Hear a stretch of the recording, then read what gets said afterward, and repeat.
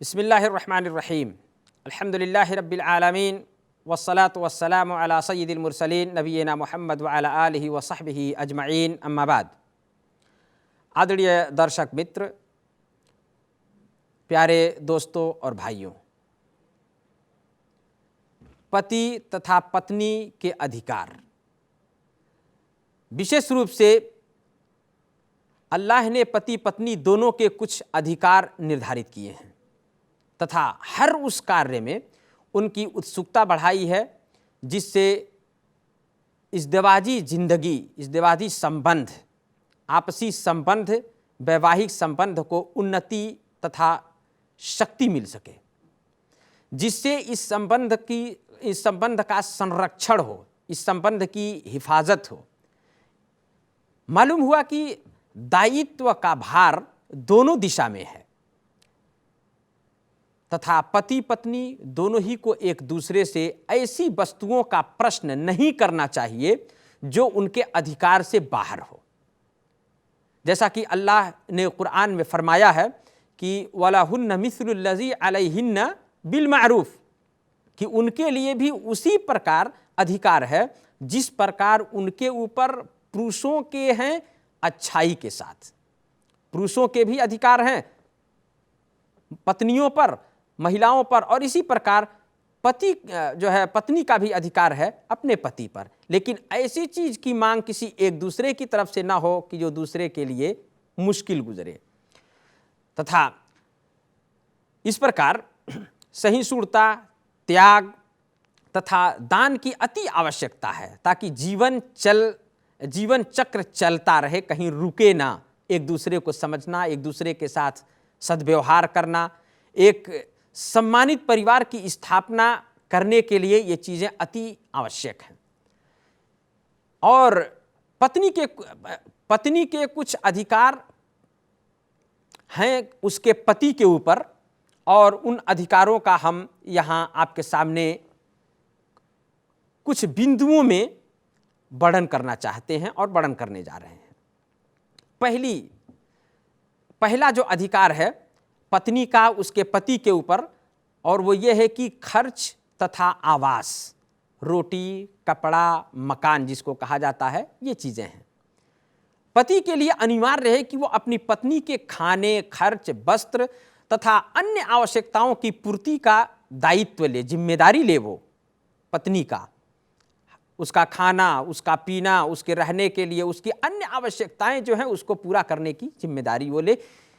उसके लिए उचित आवास का प्रबंध करे, रहने के लिए अच्छा मकान, अपने शक्ति भर जो मकान है उसको करे। अगरचे पत्नी मालदार ही क्यों ना हो, फिर भी पति के ऊपर है कि वो पत्नी को अपने आवास का प्रबंध करे। खाना खर्चा की मात्रा के विषय में अगर कहें तो कितना दे, तो पति की आय के अनुसार जितना वो कमाता है, जिस हिसाब से खाता है, उसमें इसराफ अर्थात अनर्थ या अति आवश्यक खर्च, यानी खर्च जितना होना चाहिए, जितने में चल जाए उससे ज्यादा का खर्च, अथवा कृपणता, कंजूसी भी ना करे और ज्यादा भी ना करे। जो आय है उसकी, जो आमदनी जितना कमाता है उसी के हिसाब से अच्छाई के साथ खाने खर्च का चयन होगा, का इंतखाब होगा। जैसा कि अल्लाह ताला का फरमान है कि कुरान के अंदर अल्लाह ने कहा कि समाई अर्थात सामर्थ्य वालों को अपनी समाई, अपनी ताकत, अपनी शक्ति के अनुसार खर्च करना चाहिए, और जिसे उसकी रोजी नपी तुली मिले, थोड़ी मिले और कम हो, तो उसे चाहिए कि अल्लाह ने जो उसे कुछ दिया है वो उसी में से खर्च करे। जितना अल्लाह ने दिया है उसी के हिसाब से खर्च करे, और जिसको अल्लाह ने ज़्यादा दिया उस पर कंजूसी भी ना करे। ये दोनों चीज़ें, दोनों सीमाएं हैं। इसी प्रकार उचित है कि खाने खर्च पर कोई उपकार पति न जनाए, कोई उपकार न जताए, एहसान न जताए या इस प्रकार अपमान हो, बल्कि अल्लाह के कथा अनुसार अच्छाई के साथ हो। बिल मारूफ अल्लाह ने कुरान के अंदर कहा कि अच्छाई के साथ हो, इसलिए कि खाना खर्च कोई उपकार नहीं, बल्कि ये पति के ऊपर पत्नी का अधिकार है जिसको वो पूरा कर रहा है, जिसे उसे अच्छाई के साथ देना चाहिए और पूरा करना चाहिए। इसी प्रकार पत्नी संतान पर खर्च करने का इस्लाम में बड़ा ही पुण्य बताया गया है। पत्नी पर, अपनी संतान पर खर्च करने के विषय में बड़ा पुण्य बताया गया। अल्लाह के रसूल सल्लल्लाहु अलैहि वसल्लम ने फरमाया कि यदि पुण्य की आशा में कोई अपने परिवार पर खर्च करता है तो ये उसके लिए सदका है, दान है, यानी उस पर भी उसको पुण्य मिलता है। इसी प्रकार एक अन्य हदीस में अल्लाह के रसूल सल्लल्लाहु अलैहि वसल्लम ने फरमाया कि अल्लाह की प्रसन्नता के लिए तुम जो भी खर्च करते हो उस पर तुम्हें पुण्य मिलता है। अल्लाह की प्रसन्नता के लिए एहसान न जताए, तो जो भी खर्च करता है उसमें उसको पुण्य मिलता है। इसी प्रकार दूसरा जो अधिकार है पत्नी का पति के ऊपर जो हक है, अधिकार है, वो ये है कि उत्तम वैवाहिक सहवास, यानी उत्तम सहवास का अर्थ यह है कि सदाचार, शिष्टाचार, नरमी, कोमल भाषा, उससे तेज से चिल्ला करके या उसको गुलाम समझने जैसी बात ना करे। त्रुटियां, भूल चूक हो तो उनको सहन करने की क्षमता अपने अंदर रखे, जिससे कोई भी सुरक्षित नहीं है, इसलिए कि पत्नी है, उससे भी हो सकता है। अल्लाह ताला का फरमान इस विषय में है। अल्लाह ने कुरान के अंदर कहा कि वह आशिरुहुन्ना बिल मारूफ फ़इन करिहतुमुहुन्ना फ़असा अन तकरहु शैअन व यजअलल्लाहु फीही खैरन कसीरा। अल्लाह ने फरमाया, कहा कि उनके साथ, यानी पत्नियों के साथ उत्तम सहवास अर्थात सद्व्यवहार करते रहो। फिर यदि किसी कारण तुम उन्हें नापसंद करो तो संभव है कि तुम किसी वस्तु को नापसंद करते हो, अप्रिय समझो, अच्छा ना समझो, और अल्लाह उसी में बहुत सारी भलाइयाँ पैदा कर दे। तो ये है दूसरी शर्त कि उत्तम वैवाहिक व्यवहार हो उसके साथ उसका। और अल्लाह के रसूल सल्लल्लाहु अलैहि वसल्लम ने फरमाया कि तुम में सर्वाधिक, सबसे अधिक ईमान वाला वह व्यक्ति है जिसके शिष्टाचार सर्वोत्तम हों, और तुम में सर्वश्रेष्ठ वो व्यक्ति है, सबसे बेहतर वो व्यक्ति है कि जो शिष्टाचार में अपनी पत्नियों के लिए श्रेष्ठ हो, सबसे उच्च अखलाक वाला हो। अल्लाह के रसूल सल्लल्लाहु अलैहि वसल्लम ने फरमाया कि तुम में सर्वाधिक ईमान वाला वो है जिसके शिष्टाचार सर्वोत्तम हो और जो अपनी पत्नी के लिए सर्वाधिक दयालु तथा कोमल आचरण का हो। ये अल्लाह के नबी सल्लल्लाहु अलैहि वसल्लम ने इस पे उभारा है सद्व्यवहार करने पर, कि अपनी पत्नी के साथ वो सद्व्यवहार करे, अपनी पत्नी के साथ सबसे अच्छा और उच्च मामला करे। कोई गलती, कमी, त्रुटि हो जाए तो उससे माफ़ कर दे, जो खाए उसे वो खिलाए, जो पहने उसे वो पहनाए। तो इस प्रकार उसके साथ सद्व्यवहार हो। तीसरी शर्त यह है कि सुशीलता तथा सहनशीलता हो। महिला की प्रकृति पर ध्यान देना आवश्यक है।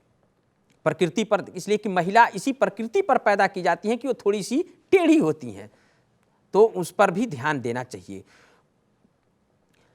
और पुरुष से बहुत कुछ विभिन्न है, वो भिन्नता है उनके अंदर। जीवन के सभी पहलुओं पर विचार करने का प्रयास करना चाहिए, इसलिए कि कोई भी गलतियों से सुरक्षित नहीं है, चाहे महिला हो चाहे पुरुष हो। तो हमें धैर्य से काम लेना चाहिए और उनके साथ जो भी समस्या हो उसको सकारात्मक रूप में लेकर के उससे समस्या का समाधान करने की प्रयास करनी चाहिए। जैसा कि सोचने और चेतावनी के लिए अल्लाह ताला ने स्वयं पति पत्नी को सकारात्मक ढंग से सोचने की चेतावनी देते हुए कुरान के अंदर फरमाया है कि तुम आपस में श्रेष्ठता को मत भूलो। आपस में श्रेष्ठता जो तुम्हारे अंदर होनी चाहिए एक दूसरे के प्रति, उसको तुम कभी मत भूलो। कोई मोमिन पुरुष किसी मोमिन महिला से घृणा ना करे। अल्लाह के नबी सल्लल्लाहु अलैहि वसल्लम की हदीस है, नबी सल्लल्लाहु अलैहि वसल्लम ने कहा कि सुशीलता अपनाने के विषय में कहा कि ला यफ्रुको मोमिनुन मोमिना, कि कोई भी मोमिन पुरुष किसी मोमिन महिला से घृणा ना करे। यदि उसको कोई एक आदत अप्रिय होगी तो उसकी किसी दूसरी अदा से वो प्रसन्न भी हो जाएगा, यानी उसकी कोई दूसरी अदा उसको बहुत अच्छी लगेगी। इसी प्रकार चौथा जो अधिकार है पुरुष के ऊपर पति के ऊपर, वो ये है कि रात बिताना। पुरुष के लिए ये उचित है कि वो अपनी पत्नी के पास ही रात बिताए। हर 4 दिन में कम से कम 1 दिन पत्नी के पास रहना वाजिब है। इसी प्रकार एक से अधिक पत्नी होने की स्थिति में पत्नियों के बीच न्यायपूर्वक चाहे रातों की बंटवारा कर ले, बारी बना ले, जैसा कि अल्लाह के रसूल सल्लल्लाहु अलैहि वसल्लम करते थे। और ये आवश्यक है, नबी सल्लल्लाहु अलैहि वसल्लम से हमें प्रेरणा मिलती है और हमें शिक्षा ये मिलती है। इसी प्रकार उसकी सुरक्षा करना, पत्नी की सुरक्षा करना पति के लिए अनिवार्य है, इसलिए कि इस पत्नी की सुरक्षा पति के लिए मान सम्मान है। पत्नी पति की मान सम्मान है, तो अपने मान सम्मान की, यदि पत्नी की सुरक्षा करता है तो अपने मान सम्मान की सुरक्षा करता है। और जब पुरुष किसी महिला से विवाह रचा ले तो वो उसके मान सम्मान बन जाती है, पुरुष की मान सम्मान बन जाती है, जिसकी रक्षा करना अति आवश्यक है, चाहे इसमें उसकी जान ही क्यों न चली जाए। अल्लाह के रसूल सल्लल्लाहु अलैहि वसल्लम का फरमान है, फरमाया आपने कि जो अपनी पत्नी की इज्जत बचाते हुए मारा जाए, कहा कि वो भी शहीद है। अपने पत्नी की इज्जत बचाए हुए मारा जाए तो वो भी शहीद है, उसकी मृत्यु जाए तो शहीद है। इसी प्रकार वैवाहिक जीवन के रहस्य को ना खोले, महिला के साथ जो भी करे उसको वो जा करके ना खोले, दूसरों के सामने बयान न करे, ये हराम है।